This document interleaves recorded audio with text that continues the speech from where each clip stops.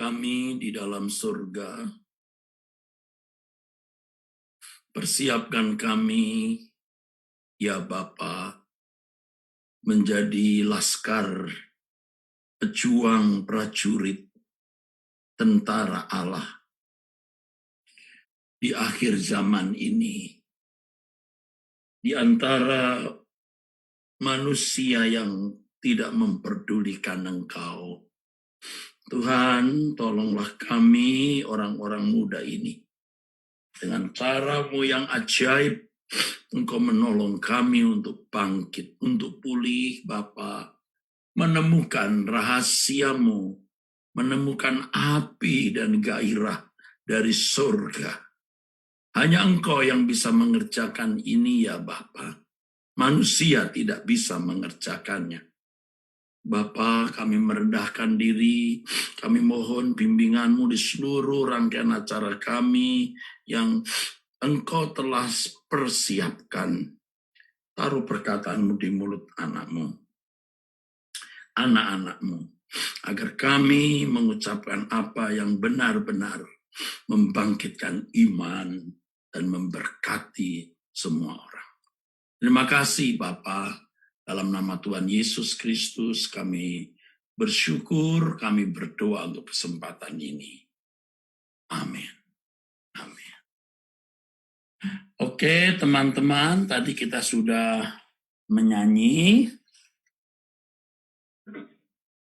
kita sudah menyembah. Saya tidak tahu, baru kali ini saya menyembah dengan anak muda, modelnya penyembahannya bagaimana, saya malah tidak tahu. Ya itu tadi penyembahan orang-orang tua yang hari Jumat itu. Tapi lain waktu nanti saya akan belajar dari Stephen, penyembahannya apa nadanya gitu. Kadang-kadang dua nada.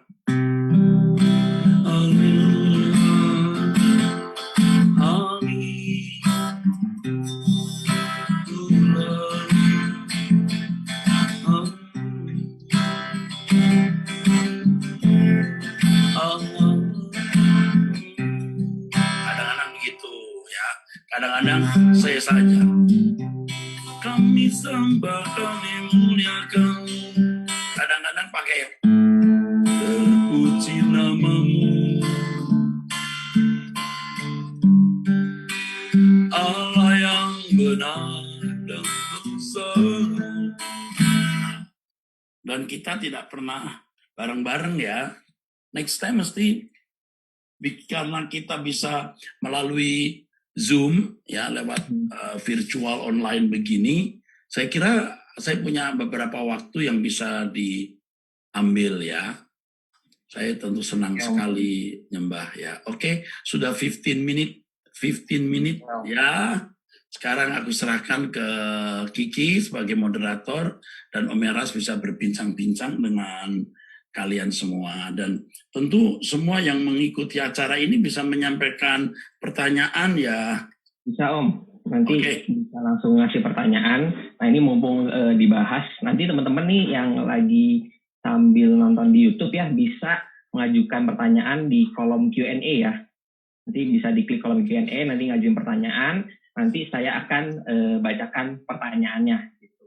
Nah terima kasih Om Eras tadi udah membuka dengan, kalau menurut saya sih Om pribadi, penyembahan tadi sih asik aja sih Om, buat anak muda masuk aja gitu. Jadi asik kok Om tadi Om, nggak, jadi bukan khususnya kesan orang tua aja, tetap asik juga buat kita anak muda gitu. Nah teman-teman, ini kan memang sebuah, mungkin nih yang lagi nonton di YouTube nih agak kaget nih, apa nih kok bentuknya kayak gini. Ini memang konsep baru. Ini sekalian aku juga mau perkenalin. Di sini adalah wajah-wajah yang muncul di sini adalah wajah-wajah para home leader. Home itu sebuah komunitas PEL di mana kita bisa bertumbuh bersama. Jadi wajah-wajah yang muncul di sini adalah para home leadernya. Nah, kebetulan hari ini kita akan bahas tema tentang komunitas. That's why kita ajak juga para home leader untuk terlibat di sini. Nah, hari ini kita akan lebih banyak interaksi ya Om Eras ya. Kita akan banyak tanya jawab, Q&A, answer dari teman-teman juga, baik dari teman-teman yang home leader di sini maupun teman-teman yang di rumah, boleh banget untuk ngajuin pertanyaan. Oke, and Kiki maaf Ki, ya, Om. Sebelum saya lupa ya Ki, Kan saya khawatir ya kalau wilayah-wilayah itu kurang bisa merekrut pemuda atau masuk di pelayanan pemuda.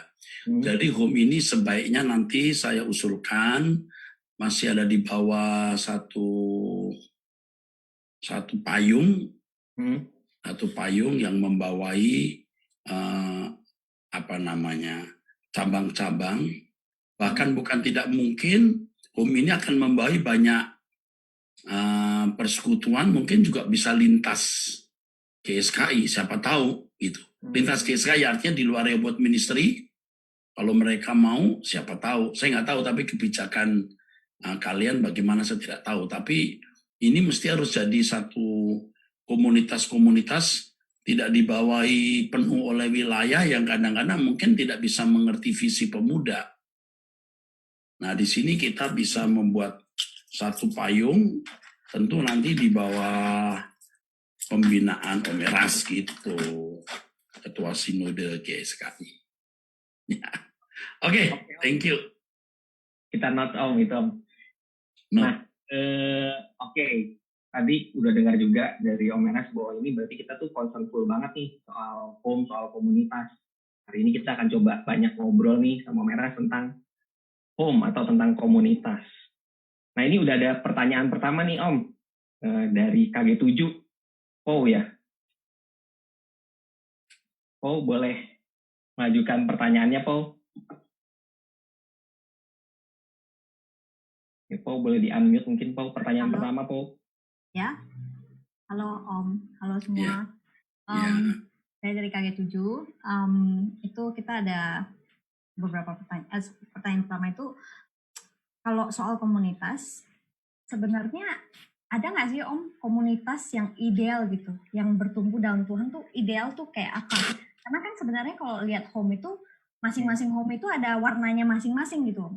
Kalau di home saya mungkin orang susah bercanda karena saya orang serius. Tapi kalau kayak di home-nya Kak Boy, di KG2 dia bisa bercanda gitu. Di home-nya KG4 itu akan lebih bisa bercanda. Stand up komedi dia ya, stand up komedian. Iya, stand up komedi, stand up komedian Kak Boy. Jadi ada warnanya masing-masing. Nah, tapi kan pasti ada standar-standar tertentu yang memang mungkin harus ada di setiap home ini. Nah, standar-standar ini apa dan gimana cara kita mengukurnya dan tahu home itu sudah bertumbuh dengan benar atau enggak? Itu. Oke. Sejak muda sebenarnya komunitas seperti ini sudah ada. Dulu zaman saya masih muda namanya KTB, Kelompok Tumbuh Bersama. KTB itu cukup lama umurnya ya, cukup lama umurnya. Lalu di kampus-kampus mulai ada persekutuan-persekutuan kampus, dan yang paling menonjol dulu ada namanya Perkantas. Kalian juga pasti tahu ya, Perkantas. Lalu muncul lagi yang namanya Cell Group. Cell Group itu booming juga pada waktu Cho Yonggi waktu itu cukup mempengaruhi gereja-gereja di Indonesia. Lalu kemudian muncul lagi namanya Family Altar, ya. Itu zaman Betani Pak Niko, ya. Altar Family. Lalu kemudian banyak nama-nama setelah itu, namanya Date lah, apalah itu ya. Nah, dari zaman ke zaman kan selalu ada bentuk-bentuk persekutuan begini yang namanya macam-macam dan sesuai dengan perkembangan zaman semacam muten gitu ya. Tetapi sebenarnya intinya, nafasnya, jiwanya yang kau bilang soal idealisme komunitas ini atau ciri-ciri dari komunitas yang sehat atau baik ini sebenarnya tidak boleh jauh, tidak boleh lepas dari satu hal ini, yaitu bagaimana pemimpin cell group atau dalam hal ini home itu bisa memiliki hati Tuhan Yesus, karakter Yesus.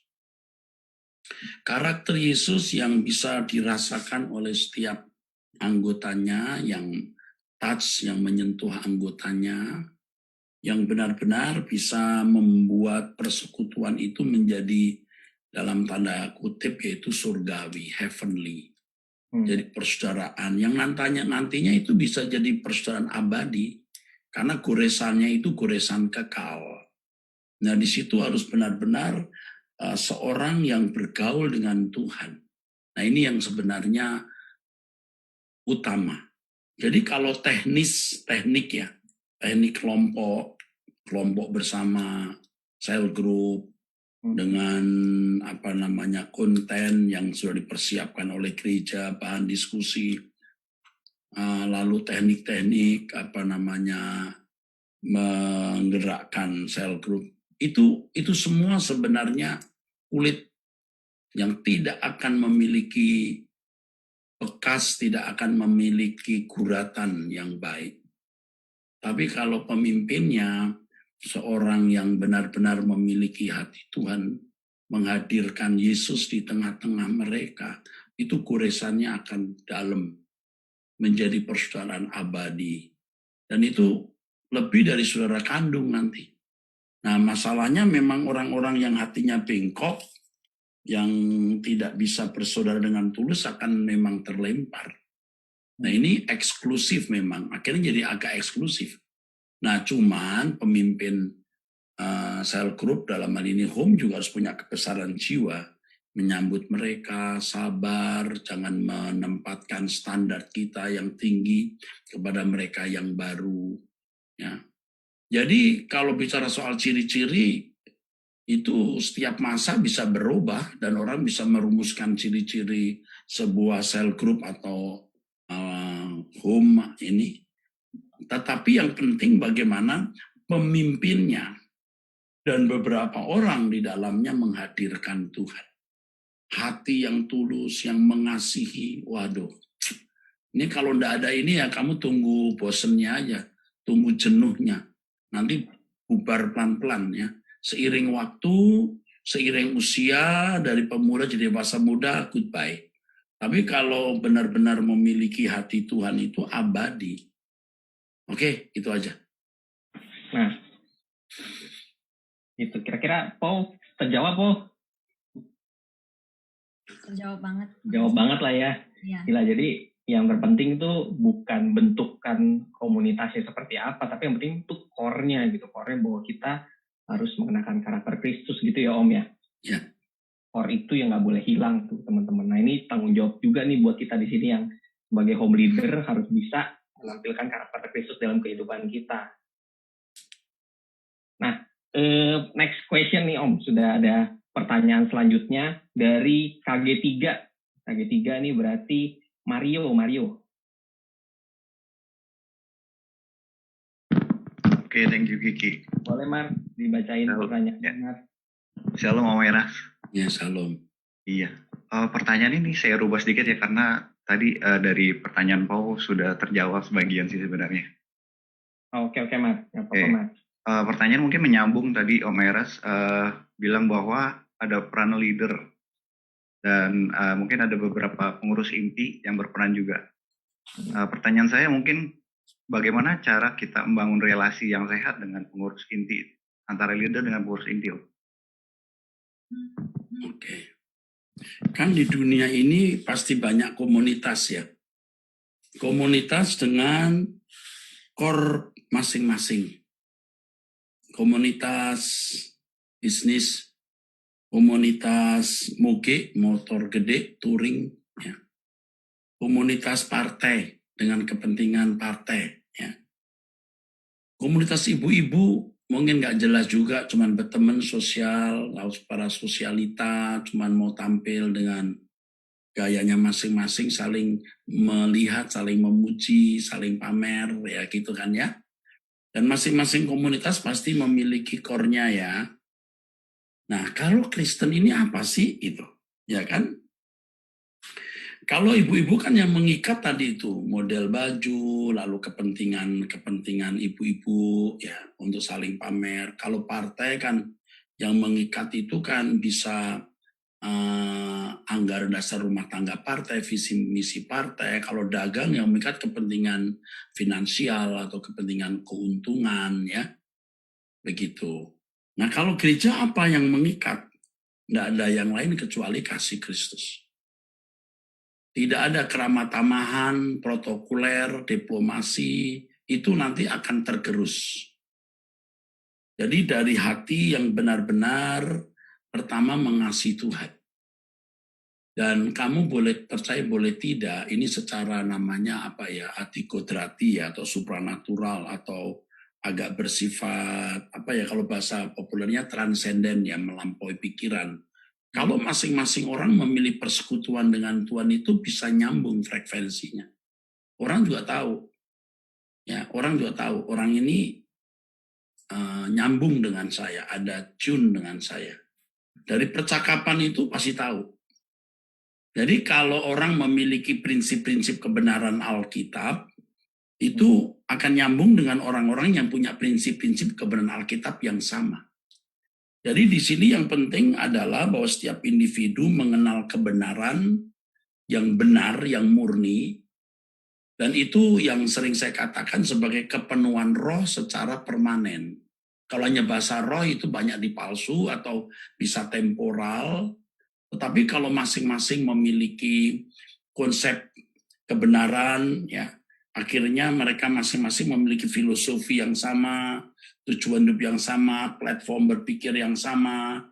Nah, itu akan membuat ikatan atau relasi yang luar biasa. Ya, kalau hanya kepentingan organisasi mungkin, wah kita kaki 9, wah kita kelompok ini, kita kelompok itu, membela kelompoknya. Hanya pada urusan organisasi dan kelompok itu. Jadi semangat bergrup ya, spirit the groups itu bisa. Tetapi kalau dalam urusan kerohanian, dalam ranah atau lingkungan anak-anak Allah di komunitas, yang mengikat harus mestinya kasih Kristus. Dan relasi itu akan terbentuk dengan sangat-sangat indah. Karena Tuhan di tengah-tengah mereka.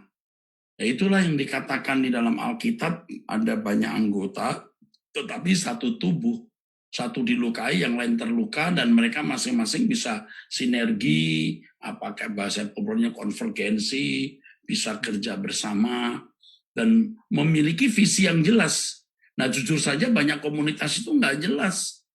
Saya mengerti, cuma mau kumpul-kumpul, nanti berdoa, menolong yang lagi nganggur, bantu yang lagi punya masalah kesehatan, membantu. Itu mah begitu di mana-mana ada. Bagaimana visinya bersama-sama menjadi sempurna seperti Kristus. Bagaimana kita mempersiapkan diri untuk menjadi anggota keluarga kerajaan. Bagaimana kita membawa ini kepada orang lain. Bagaimana kita terus mengembangkan sampai ujung bumi. Mesti kita jauh berpikirnya. Nah, hampir tidak ada persekutuan sampai pada tingkat ini. Hampir tidak ada. Itu hampir tidak ada. Dan saya jarang menemukan atau hampir tidak saya temui. Ya, persekutuan sampai seperti ini hampir tidak saya temui. Kalau jujurnya belum saya temui sih. Ya, jadi kalian harus mulai menemukan karakteristik dari heavenly society. Baru relation kalian itu relation yang heavenly. Nah, saya kalau bicara yang ideal begitu, mau bagaimana? Dan itu tidak akan bisa dikenal oleh orang-orang Kristen pada umumnya. Tapi saya tidak bisa bicara yang lain. Kalau kamu bicara dengan Om Eras, gembala seniormu, ya inilah aku dan inilah standarnya. Makasih, Mario. Wow, gila. Kita dapat satu kata keren banget, heavenly society, man. Kita kalau misalkan nanti ini bisa kita ulang-ulang nih ke anak-anak, ayo kita harus jadi heavenly society. Kita harus menghidupkan heavenly society itu di dalam home kita. Gila, keren banget. Nanti kebayang kalau yang habis dari pemuda gitu ya, nanti kita masuk dewasa muda, misalnya punya keluarga, punya anak, anaknya pun juga masuk dalam heavenly society yang sama. Betul. Nanti kita makin tua ya, kalau aku suka bercandain sama teman-teman tuh, nanti kita tai chi bersama guys. Habis tai chi, kita habis itu ngobrolin juga tentang pengalaman tentang kebenaran dulu, bagaimana kita belajar, hari ini kita jadi apa. Wah gila, keren banget. Keren. Heavenly society itu kita lihat. Oke Om, ini ada pertanyaan juga nih dari Instagram, ya teman-teman dari Instagram tadi ada yang nitip pertanyaan dari Destiana.Natali. Pertanyaannya gini, Pak, saya mau tanya, bagaimana jika kenyataan hidup tak sejalan dengan apa yang kita rencanakan? Gitu Om pertanyaannya Om. Bagaimana jika kenyataan hidup tak sejalan dengan apa yang kita rencanakan?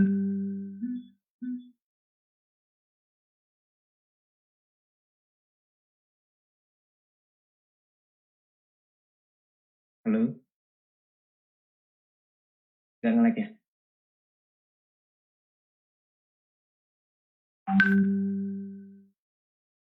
Halo? Oke, ya.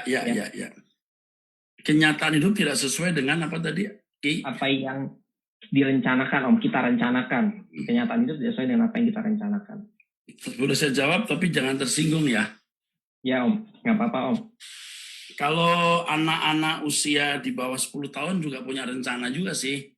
Kalau dengan orang tuanya gitu, Mami besok aku mau main ini, saya mau buat ini gitu. Ya, or maminya suka ya udah ikuti saja gitu. Tapi ketika anak itu mulai besar lagi, punya rencana lagi dong, ya.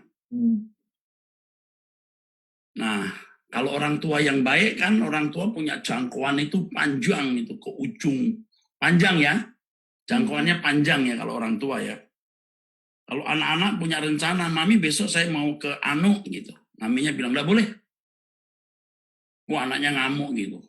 Kok realita nggak sesuai dengan rencana saya gitu. Kalau boleh bicara, maminya bilang, nak kamu baru umur 6 tahun, kamu tidak tahu. Mama punya umur 6 kali lipat dari kamu, dunia itu seluas apa kamu nggak tahu. Jadi kamu ngikutin mama saja, jangan ikuti rencanamu, kamu tidak tahu di depan ada apa. Ya, kalau kamu mau punya rencana boleh, ajak rundingan mama. Demikian pula kita dengan Tuhan. We don't know about tomorrow. Yang saya tanyakan rancangan apa sih? Gitu loh. Mau sekolah, mau menikah, mau bisnis, mau dagang. Ya. Yang pertama, kalau itu menyangkut hal-hal yang umum, ya kita belajarlah dari ahlinya, ya kan? Tetapi jangan lupa, fakta hidup seringkali tidak sesuai yang kita ingini. Kita mau bisnis nih, online. Wah, kok nggak maju ya malah rugi. Gitu. Kok tidak sesuai? Kalau kita anak Allah, Bapak di surga itu mengajak kita memiliki jangkauan pandang itu kekekalan. Nah ini Om Eras kalau ngomong selalu ke situ, mungkin nggak suka kali anak muda. Jangkauan itu kekekalan. Tetapi jangan kalian pikir kalau aku bicara kekekalan, lalu saya tidak peduli dengan kehidupan hari ini. Peduli. Tetapi kalau kita percaya ada Allah yang hidup, yang kita panggil Bapa, setiap rancangan harus kita bawa kepadanya. Jangan sok pinter, jangan sok Theo. Berapa sih umur kita? Seberapa luas sih jelajah hidup kita? Ya kan? Ada orang yang baru buka hotel. Tiba-tiba kan ada COVID. Saya dengar lagi baru buka perusahaan travel. COVID. Baru mau buka restoran. Belum jadi untungnya. Udah COVID. We don't know about tomorrow. Ya kan? Orang bilang saya mau menikah. Menikah dengan siapa? Kapan?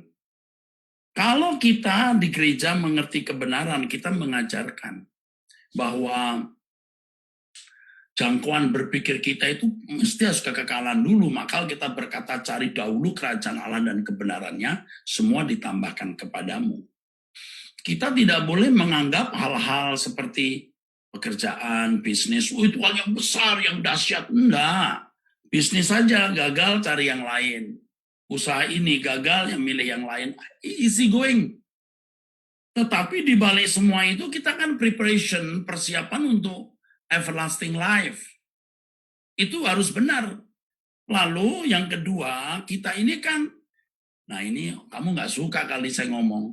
Dunia ini kan bukan rumah kita. Apa yang kita lakukan, baik kita makan atau minum, kita lakukan untuk Tuhan. Anda nggak mungkin gagal. Tapi saya katakan berhasil bukan berarti lalu Anda menjadi konglomerat sekelas Ciputra atau Eka Cipta atau Salim Group ya. Tapi percaya ada Allah yang hidup yang memelihara. Om Eras jarang sih ngomong gitu, tapi saya membuktikan dalam hidup ini sekian puluh tahun setelah saya menjadi pelayan Tuhan ini sejak jadi guru sekolah minggu, saya melihat keluarga-keluarga yang dulu 40 tahun yang lalu ikut setia, itu hari ini anak-anaknya beda dengan mereka yang tidak setia. Bagaimanapun beda. Nggak mungkin Allah permalukan, dan contoh yang paling konkret nih, hidup saya sendiri. Saya itu dulu madesu, masa depan suram. Tetapi tidak dipermalukan Tuhan juga. Realita itu tidak sesuai dengan apa yang kita rencanakan. Lah kita hidup di dunia yang sudah jatuh, jangan expect terlalu muluk-muluk. You mau apa? Oh, sekarang saya kalau tanya, you mau apa yang kau rencanakan? 2 tahun lagi saya menikah, Oke. Lalu saya punya kerjaan gaji minimal 40 juta, Oke. Lalu saya punya rumah, di wilayah Kelapa Gading. Lalu apa? Sudah punya, lalu mau apa? Punya pun, lalu mau apa? Sekarang kalau gagal, oke, akhirnya kerja gaji 4-5 juta, masih ngekos. Emangnya kenapa? Apa sih yang kamu ingini? Tiba-tiba jebret perang nuklir. Jebret gempa di Jakarta, rubuh gedung-gedung. Jebret COVID. Habis COVID ada lagi wabah yang lebih dahsyat. Kalau kita melihat sejarah wabah ya, sekali kena itu bisa setengah kota mati loh. Nah, ini kita belum apa-apa ini. Lihat sejarah kalau wabah kolera gitu. Separuh kota bisa mati. Kita belum ini. Dunia itu memang begini, bukan saya ngancam kamu. Sekarang ini kita banyak orang susah loh, nak. Makan susah. Belum lagi nih, kalau Meras kasih tahu kamu ya, menikah. Nggak lama menikah, suami meninggal. Ada yang menikah, nggak lama suami kawin lagi. Menikah, dia punya anak. Kalau minta uang, suaminya bilang, lu tuh makan dari gua loh. Padahal istri dulu kerja nggak kerja, sekarang demi anak-anak. Aduh, penderitaan banyak. Menikah, nggak lama kena HIV. Ternyata lakinya itu kena HIV. Ternyata dia juga masih gila dengan banyak perempuan. Ini fakta-fakta yang terjadi dalam hidup, bukan saya nakuti. Here's life. Makanya udah bener banget di Rehoboth kita berpikir cara demikian. Tetapi kita bukan orang-orang yang pesimis loh. Om Eras ngajarin kamu kerja keras. Kerja keras. Tadi saya ngomong sama istri saya ya, namanya Stefani ya, mamanya Stephen. Kan mengikuti itu tuh yang Om Freddy Tiono itu. Yang hidroponik gemari. Saya bilang sama istri saya, kalau saya tidak jadi pendeta, saya bisa hidup dengan hidroponik ini. Biarpun rumah saya cuma 100 meter, ujung setiap rumah saya tanemin, saya bisa hidup loh. Benar-benar bisa. So easy to live. Gampang hidupnya asal kita kerja keras. Apa sih susahnya, nak? Pokoknya kita nggak malu aja kerja. Lalu yang cerdas untuk memilih pekerjaan. Nggak ada sesuatu yang perlu kita takuti. Yang kita takuti satu, kalau kita nggak dikenal Tuhan. Oke, terima kasih. Oke, nah ini kalau tadi kan ceritanya nih hidupnya dia kan kayaknya nggak sesuai sama rencananya ya Om. Nah ini aku mungkin sedikit sharing aja ya. Ini jujur aja di home itu banyak isinya orang-orang yang kayak gitu. Tapi kita tuh jadi saling cerita lewat pengalaman setiap orang itu ternyata saling menguatkan. Nggak apa-apa yuk, kita bisa yuk. Kita bisa tetap hidup benar, tetap bisa hidup benar. Meskipun ya hidup nggak segampang itu. Jadi ini encouraging juga teman-teman kalau misalkan mau nyari teman yang seperjuangan ya joinlah home ini. Tapi gini Ki. Saya pelajari dari dulu ya Ki. Orang yang aktif di gereja itu kadang-kadang orang-orang yang gagal di dunia. Gagal di marketplace, nggak punya teman, dibully di luar, gereja welcome, atau karena susah ekonomi. Tapi setelah mereka itu nanti agak sedikit jadi, dia keluar. Nah, itu sudah sering saya temukan yang begitu. Ya, jadi begini, waktu mereka ada di home, kita kasih modal cara berpikir yang Om Eras ajarkan ini. Yes, betul. Jangan kampungan gitu. Seandainya, oke, dia kerja dapat gaji besar, lalu apa sih senengnya? Lu nggak seberapa dibanding anak-anak konglomerat tahu. Gaji lu 50 juta, 100 juta. Konglomerat 1 bulan 1 miliar tahu. Ada yang miliaran, lu belum apa-apa. Lalu seberapa senengnya sih gitu loh. Wah, bos suami ganteng. Seberapa sih gantengnya? Wah, cantik, seberapa cantiknya? Emangnya lu makan cantiknya 24 jam? Kagak tahu. Lu nanti kalau cerewet, lu mati muda, TBC tahu. Hidup ini tidak seperti yang kita harapkan tahu. Makanya aku sering bilang gini, kalau kamu nggak yakin itu jodoh membahagiakan, jangan kawin. Serius nih, Om Cius nih. Masa Om ya, tenang aja nanti di langit baru aja.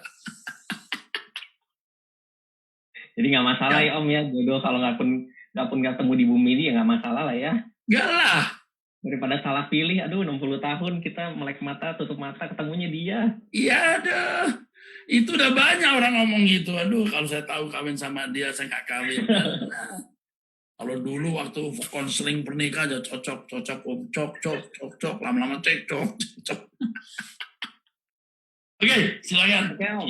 Ini pertanyaan selanjutnya ini tadi dari YouTube, dari live YouTube juga ada yang nanya nih Om. Ya. Namanya dari Rian Richard Rihi, sorry kalau salah penyebutan ya. Pertanyaannya gini, Om Eras, bagaimana hubungan yang sehat antara sesama anggota HOM? Lebih khususnya antara anggota laki-laki dan perempuan. Sejauh apa ya Om kita boleh dekat sama sesama anggota HOM ini? Ini sebenarnya susah. Karena kan kalau nggak gandengan tangan itu bersih, nggak ciuman apa. Kan itu kan faktornya begini. Hubungan rusak itu bisa karena seks, karena uang, ya kan? Karena harga diri,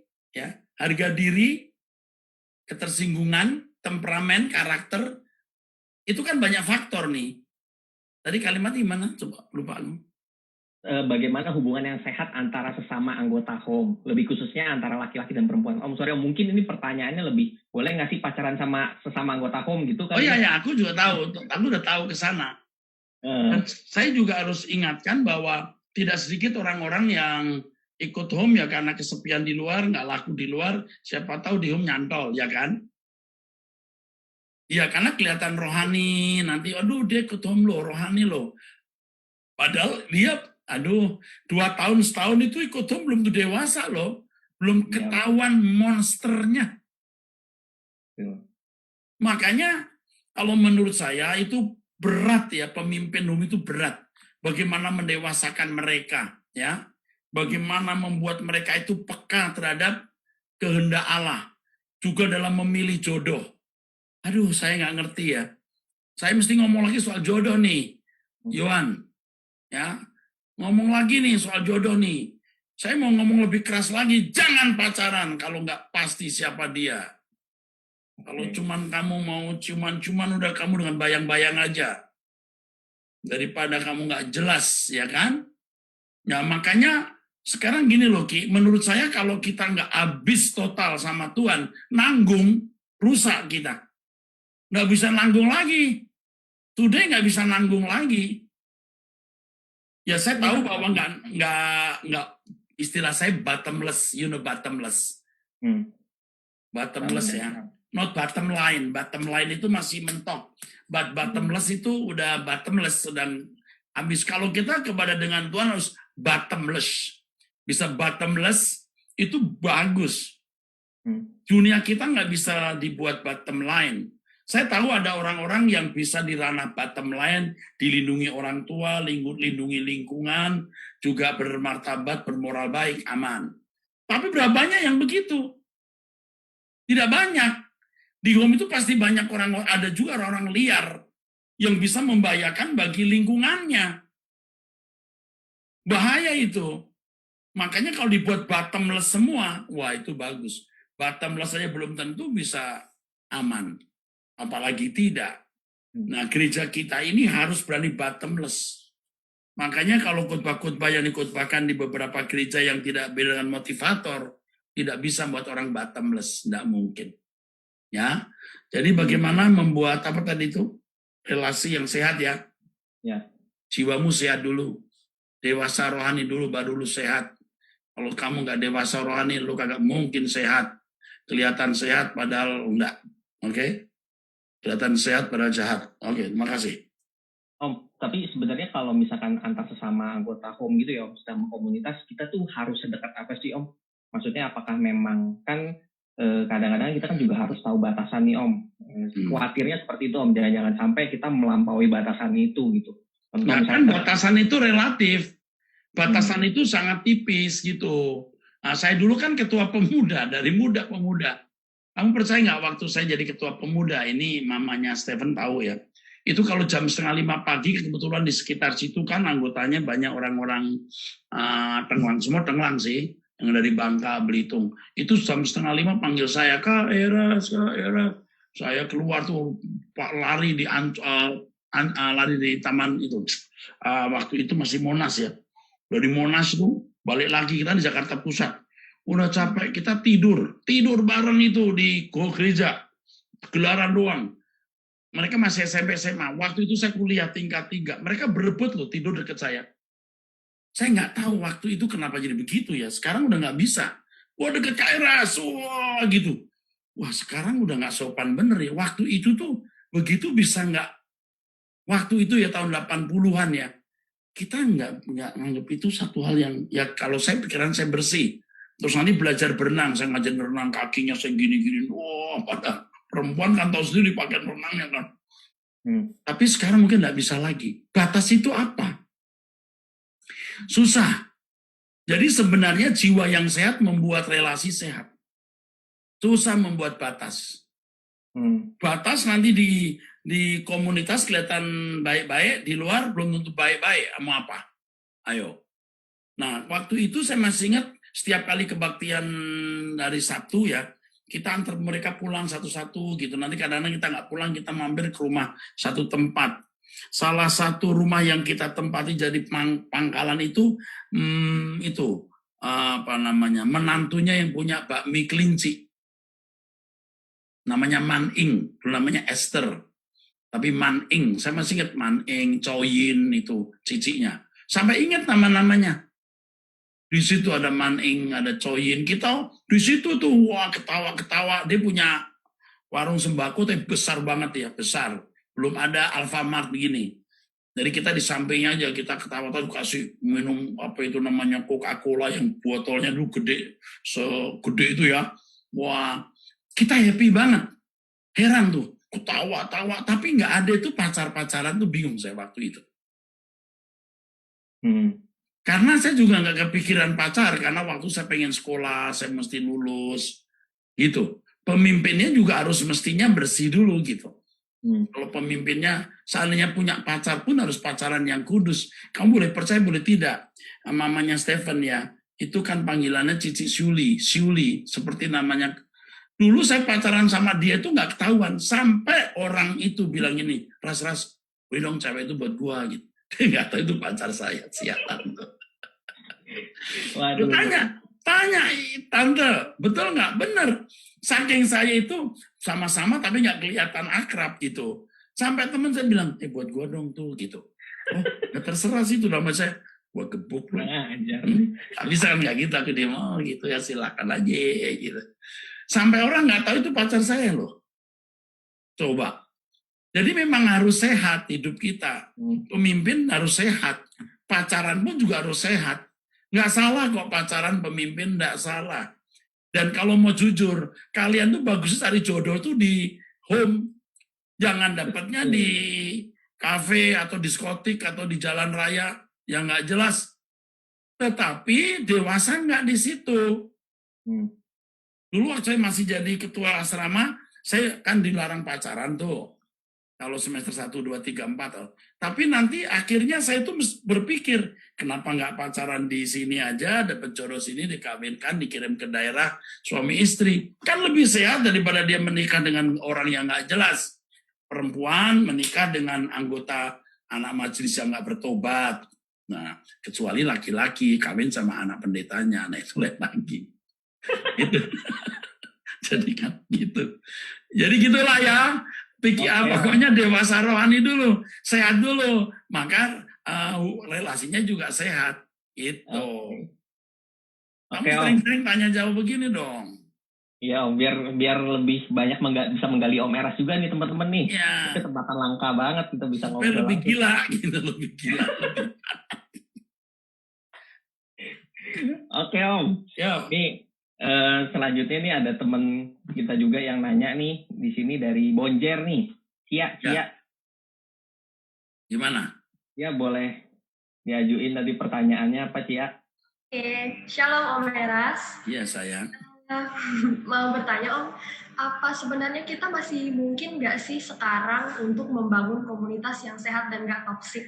Karena kan kita sama-sama tahu kadang sadar nggak sadar anak-anak muda zaman sekarang itu gampang filosofi hidupnya, bahkan tindakan-tindakannya dia itu udah benar-benar dipengaruhi dunia gitu.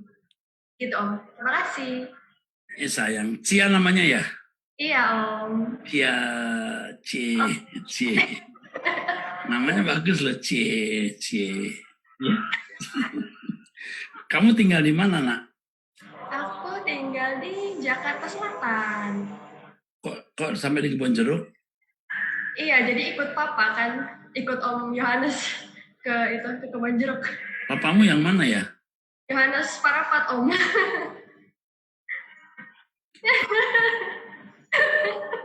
Oh, kamu anaknya Pak Yohanes, putrinya ya? Ya Om. Oke deh, mantap banget loh. Papamu ganteng, mamamu cantik loh. Terima kasih Om. Aku tadi pikir kamu anaknya Pak Acin dari Palembang. Iya, yang di Serpong itu. Mirip. Oke. Begini, nah aku tadi sempat ngomong, ini sekarang berat banget kalian ini, ngadepin dunia ini berat. Makanya kalau mau sungguh-sungguh sekalian mau enggak, susah. Jadi kalau kita berani, kita membangun komunitas yang betul-betul eksklusif. Nggak bisa kita, ya udah yang penting kita kumpul-kumpul. Aku takut malah jadi tempat orang-orang menyalahgunakan komunitas itu untuk keuntungan pribadi. Dunia ini sudah rusak sekali. Makanya kenapa ya Nak ya, ini kembali Om Eras lagi nih, aku lagi nih kesaksian. Om Eras ini seringkali kan stres. Kayak depresi. Sometimes kalau kamu lihat muka saya di mimbar kayak ayam kena flu burung. Itu sebenarnya bukan karena Om Eras punya masalah uang atau apa, saya stres. Betapa aku ini kesepian, I'm a lonely fighter. Aduh, saya stres. Saya sering bilang sama Agnes ya di sebelah saya ini. Aduh, saya stres, Bapak stres, Nak. Karena sometimes aku bingung siapa yang jadi teman saya ya. Orang suka ngerti kita gitu, susah ngerti kita. Nggak usah jemaat, pendeta pun nggak ngerti kita. Visi kita udah langit baru, bumi baru, menjangkau sebanyak mungkin orang.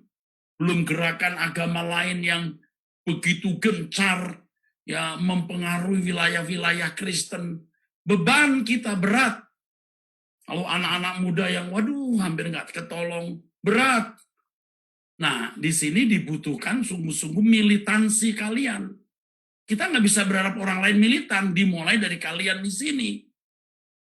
Iki, Andi, Yohan, semua kamu, Cia ini, terus militan. Nah, kalau kamu bisa militan, kamu bisa lebih hebat dari pendeta-pendeta yang sekarang ini nggak jelas militansinya. Sudah terlanjur hidup dari nafkah, keluarga. Capek deh.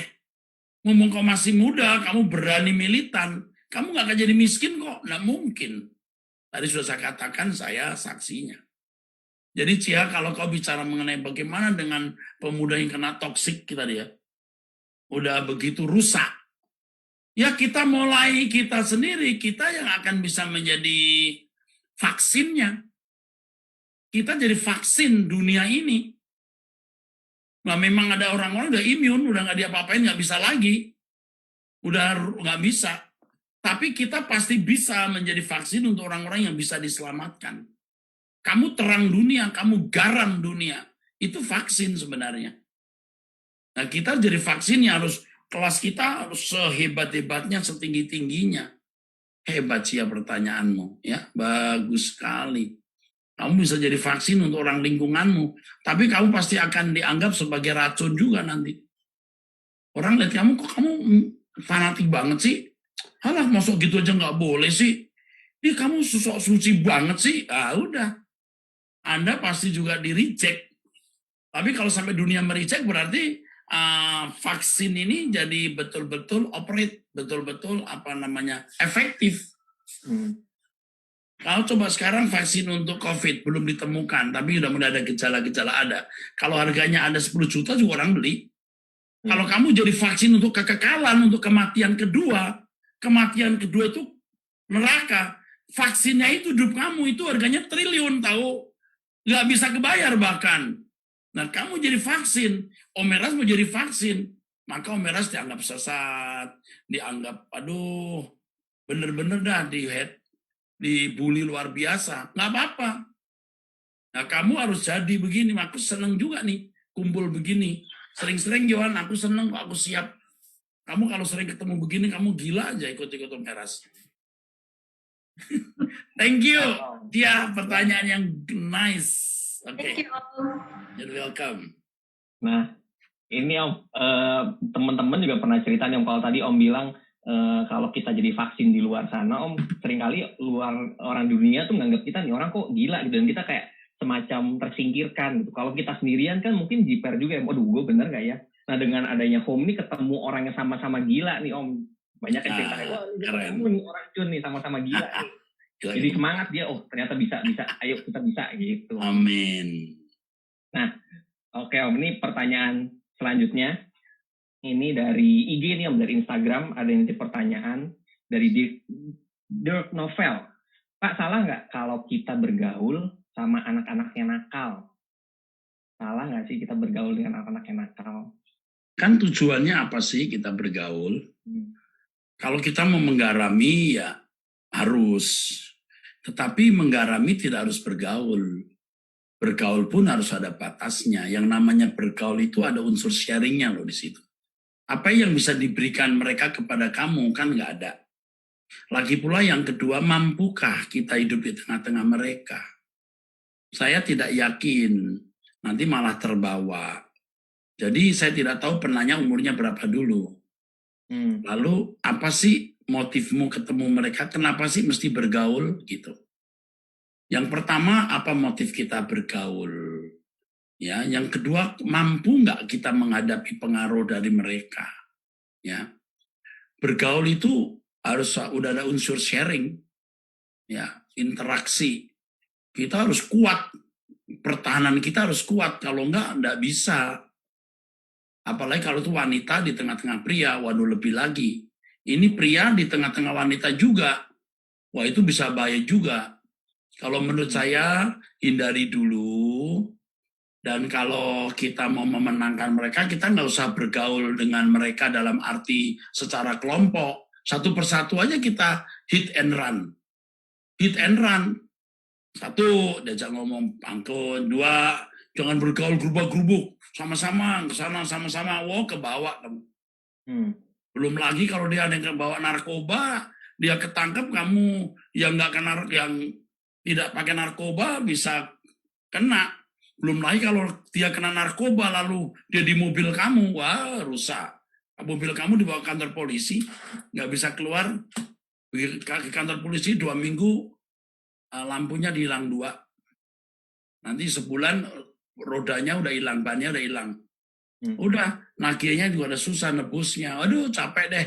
Belum lagi kalau nanti dia masukin di tas kamu karena dia mau terhindar. Dia masukin tas kamu, misalnya kamu jalan di luar baru, tadi gue masukin barang nih, gue kebawa. Nggak usah. Dunia kita rusak begini, nggak perlu.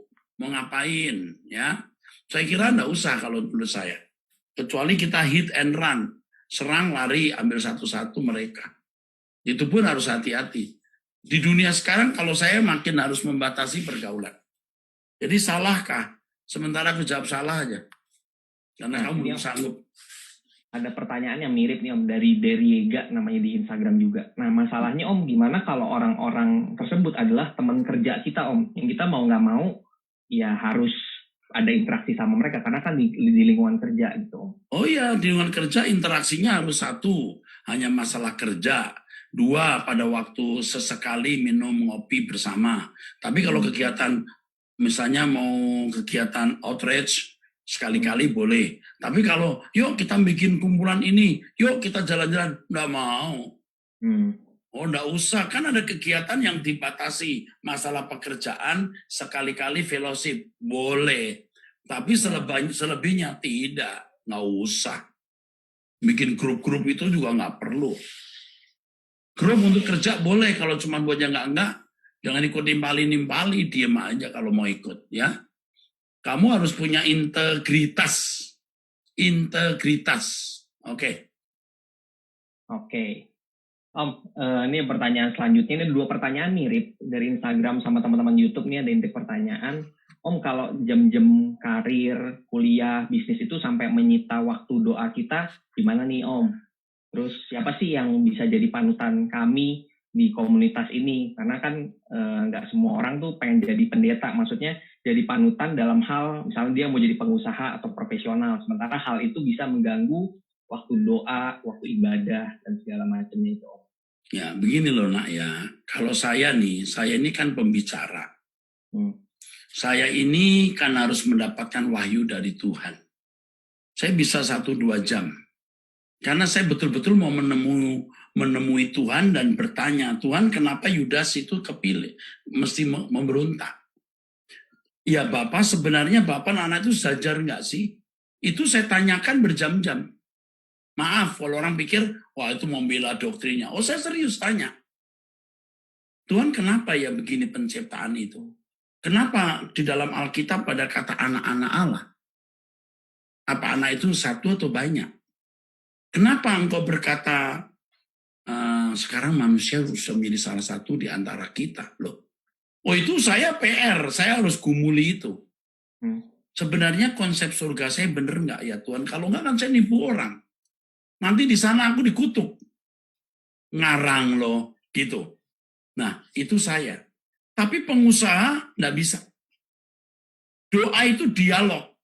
Tidak harus selalu duduk saat teduh 2-3 jam. 30 menit cukup. Kalau cuma 30 bilang nggak punya waktu, saya nggak yakin. Sorry deh. Lu mandi aja 45 menit tahu. Iya kan? You ngopi 2 jam.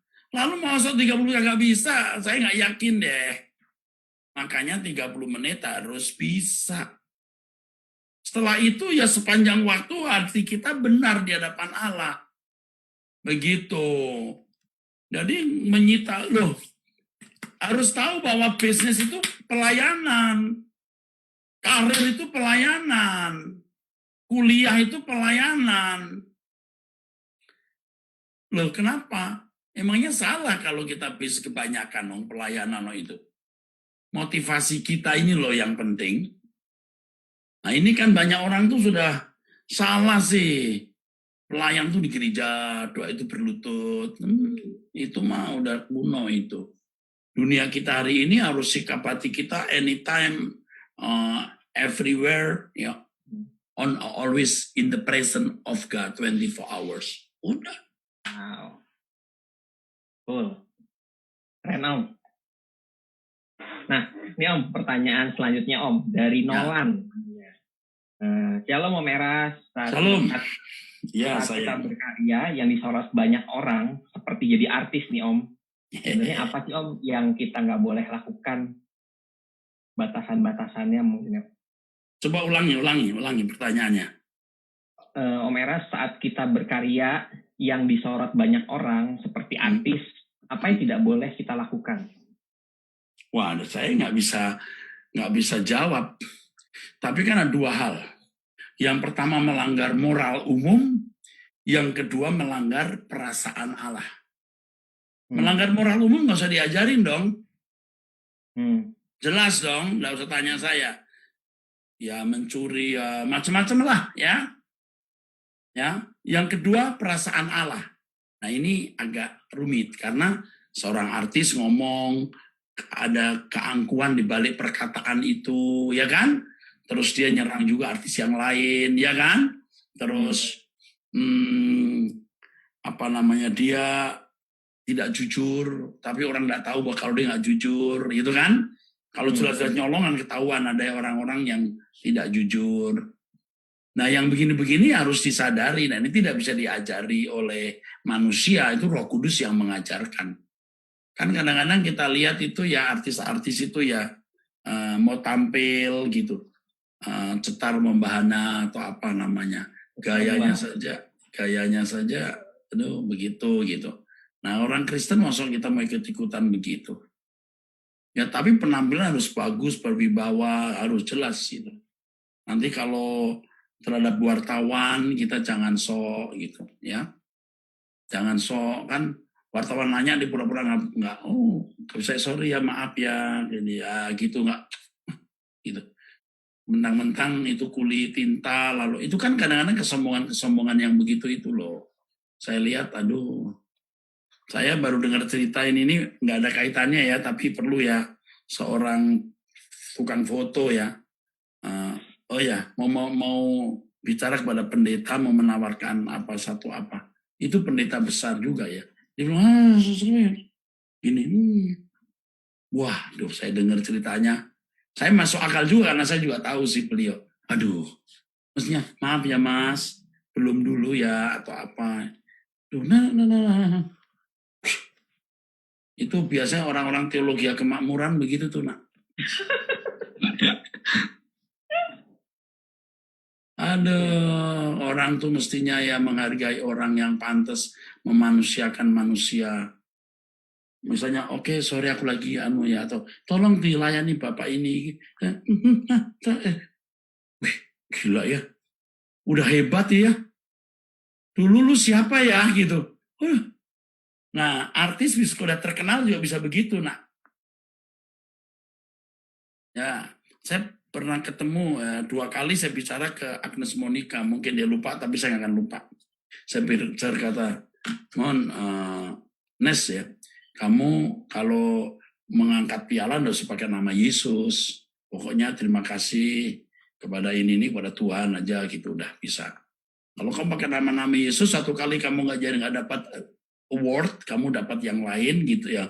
Awardnya jatuh ke tangan orang lain, dia pikir, oh puji Tuhan, puji Allahnya dia gitu. Oh Tuhan kita sama ya gitu dengan dia ya. Nggak usah.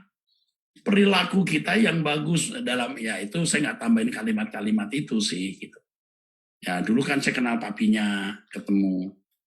Nah itu kan artis tuh. Sekarang kan dia hebat bener kan ya. Dulu kan pernah ke Rehoboth dia, waktu di Gajah Mada. Waktu di Rehoboth saya masih ingat. Apa? Duta Merlin kali, Gajah Mada. Ya Duta Merlin. Masih muda tuh ya. Nah, kalau sudah hebat seperti Agnes bukan Agnes Rompas ya. Agnes Monica. Itu kan hebat banget ya. Wah, udah hebat teman dunia. Gimana punya sikap hati? Nggak gampang loh. Nggak gampang. Kita jangan bilang, wah itu sombong ya, sudah susah. Nah itu kalau yang bertanya ini jangan-jangan juga calon artis besar. Siapa tahu. Keren ya kan. Jaga hati. Pokoknya pesan terakhirku begini aja. Gini, pesan terakhirku. Dengerin khotbahnya Om Eras terus. Cukup. Mantap. Oke Om, ini ada macam pertanyaan lagi nih Om. Dari YouTube juga nih teman yang lagi nonton sekarang, dari Stephen W. Shalom Om Eras, saya mau bertanya, jika kita memiliki komunitas yang salah atau nggak benar sesuai kebenaran yang murni, apakah kita harus meninggalkannya atau tetap bertahan di komunitas tersebut? GBU Om, gitu Om, pertanyaannya Om. Ya komunitasnya di mana saya nggak tahu ya. Iya Om, kita nggak tahu Om, tahu itu Om. Tapi kayaknya ada pergumulan pribadi Om terkait itu. Sebenarnya ya kita itu nggak bisa menjawab karena kasusnya kita nggak tahu nak. Kalau cuman datang nggak kebagian soto yang disiapin lalu tersinggung kan lucu gitu. Terus di situ dia bertepuk sebelah tangan, dia jatuh cinta ke perempuan, si wanitanya tidak menanggapi. Atau di situ dia tidak diajak ngomong-ngomong, dia merasa tersingkirkan. So kita nggak tahu kasusnya, ya. Tapi kalau misalnya, wah saya di situ gila loh, wah mau diutangin sama ketua kelompoknya, kalau gue nggak dikasih mau digebukin, nah itu kan mesti kabur dong. Jadi kasusnya nggak jelas. Gimana kasus nggak jelas begitu? Seperti tadi itu sebenarnya saya nggak bisa jawab loh, yang ini artis tadi itu loh. Apa yang perlu, apa yang nggak perlu juga saya nggak tahu. Kamu itu artis apa dulu? Artis bintang film, artis apa? Kan harus tahu. Cuman saya kasih tahu udah kelas Agnes Monica itu kelas berat. Nggak gampang jadi rendah hati. Saya nggak bilang Agnes sombong, tidak. Aku mau bilang beratnya dia memikul beban seorang artis terkenal. Itu. Cuman yang saya ingat bahwa kamu pakai nama Yesus. Nanti lain waktu bukan yang menang, bukan kamu, seakan-akan sejajar gitu. Nah maksud saya adalah seorang artis dimanapun dia menjadi berkat. Kalau dia bisa berhasil menampilkan kehidupan yang agung, wah itu jadi berkatnya luar biasa.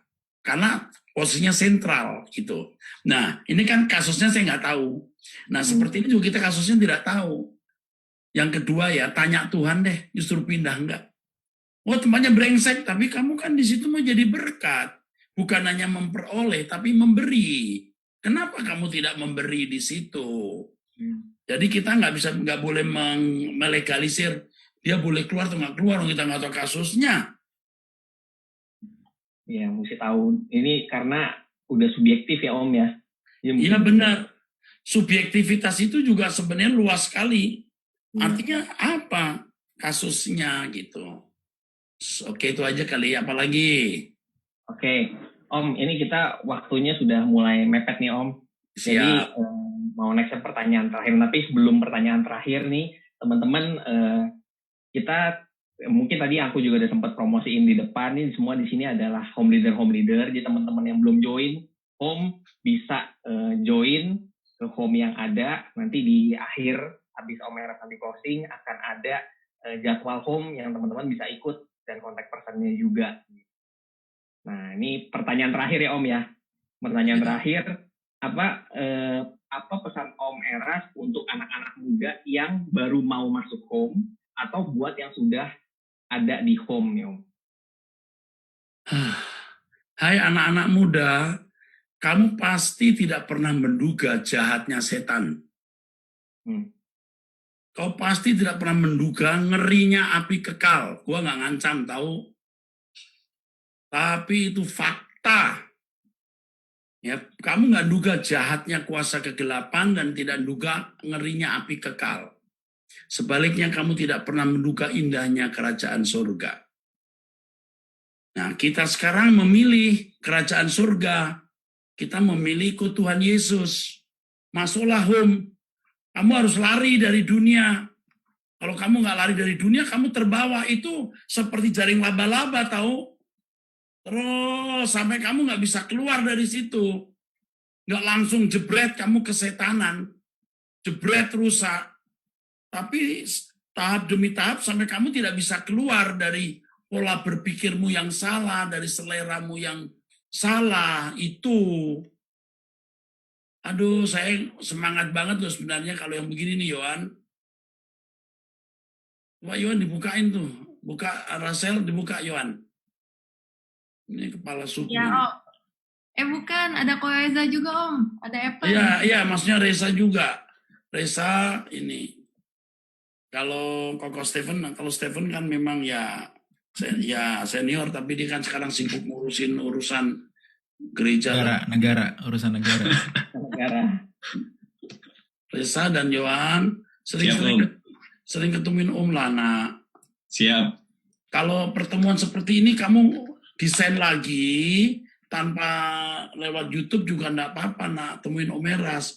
Om Eras nggak punya siapa-siapa. Om Eras hanya punya kamu. Tuh, dengerin tuh, home leader. Saya nggak punya pemuda selain kamu, nak. Kalau mahasiswa STTE itu kan, ya masa STTE kan, itu kan mereka kan pasti jelajahnya pasti lebih jauh nanti ke daerah dan lain-lain. Nah kamu ini yang di kota ini loh, nak. Ayo, nak, Om Eras mau bisa bantu apa? Aku bisa buat apa saja untuk kamu, nak. Apapun. Bikin base gitu. Untuk ini. Om bantulah, nak, apapun. Daya dan dana.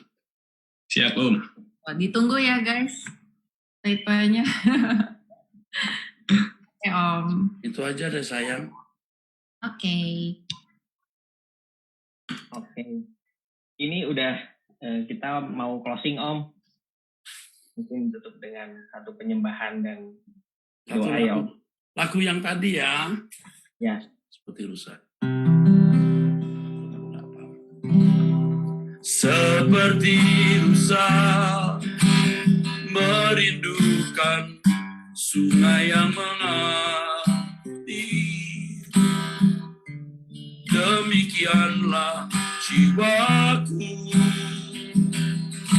merindukan Engkau, Tuhan Rajaku. Padamu sangat haus jiwaku. Bila ku boleh datang memandang Tuhan, sekalipun dagingku dan hatiku habis lenyap, gunung batuku dan bagianku tetaplah Allah selamanya. Sekalipun dagingku dan hatiku habis lenyap, gunung batuku dan bagianku tetaplah Allah selamanya. Bapa di dalam surga, terima kasih untuk pertemuan ini. Bapa, kami sering putus asa dan tidak tahu bagaimana memulai pelayanan menjangkau orang-orang muda pada generasi milenial ini, di mana dunia menjadi sudah sangat fasik dan jahat. Kami hanya menyerahkannya di dalam tangan-Mu, seluruh pelayanan kami di dalam home ini, Bapa. Jadikan ini alat di dalam tangan-Mu, sarana dalam tangan-Mu untuk menyelamatkan jiwa-jiwa. Para leader-leader yang sekarang sedang bersama-sama dengan kami, Bapa. Oh, Engkau jadikan mereka orang-orang hebat bagi kerajaan Allah, perwira-perwira tinggi kerajaan surga. Bapa, kami serahkan dalam tangan-Mu pelayanan pemuda ini. Terima kasih Bapa, dalam nama Yesus Kristus kami bersyukur dan berdoa. Amin. Amin. Oke. Om Meras bisa mohon diri, enggak? Bisa. Bisa. Sebelumnya untuk semua home leader, please say thank you buat Om Meras, thank you Om. Buat Thank you, Om. Om. Terima kasih Om Meras. Thank you. We love you, Om. Dan teman-teman yang nonton, bila mau join, di sinilah muka-mukanya, linknya ada di bawah. Silahkan dipilih mana yang home mungkin lebih dekat dari kalian, bisa melalui lewat ya daerahnya, atau kalau di luar Jakarta pun kalau mau mencoba meramaikan dan pengen tahu apa sih home-nya anak-anak youth dari GSKI Rehoboth tuh kayak apa, please feel free to join. Kalau butuh info, kontak ke Instagram kita. Di situ ada tanya jawab, infonya bisa di situ.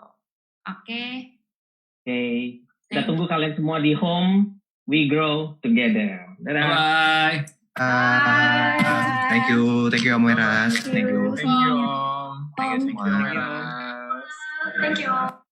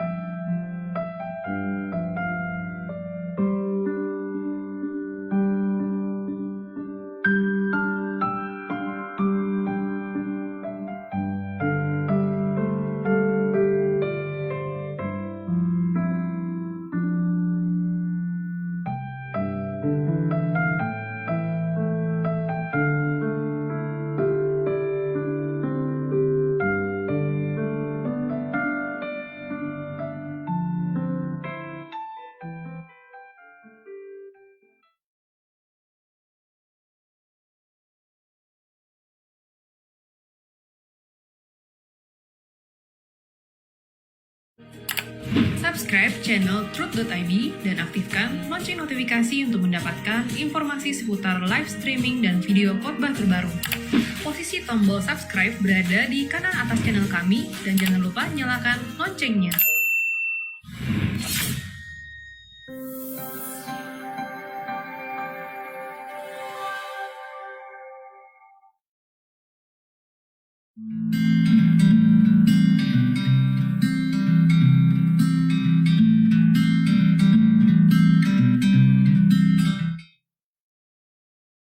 Shalom saudaraku, Anda bertanya Alkitab menjawab episode 69.